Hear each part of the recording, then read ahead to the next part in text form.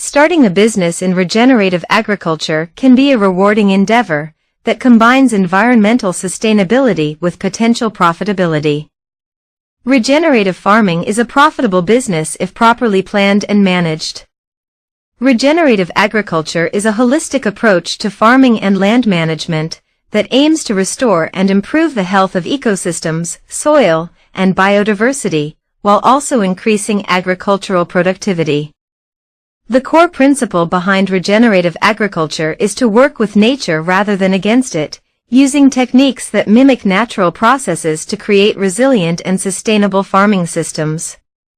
Many of the key practices of regenerative agriculture, intercropping, where multiple crops are planted together, agroforestry, and integrating livestock.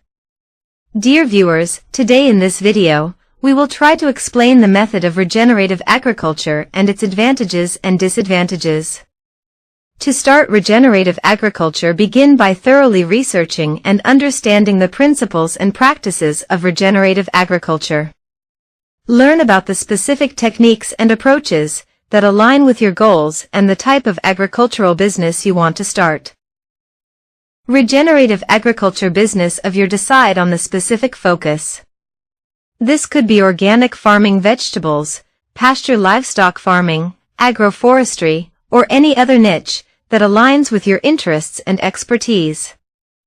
Choose a suitable piece of land for your regenerative farming operation.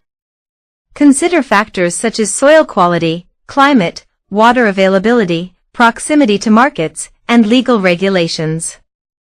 Conduct a thorough soil health assessment on your chosen land. Soil tests will provide insights into soil composition, nutrient levels, and microbial activity. Start implementing regenerative agriculture practices on your land.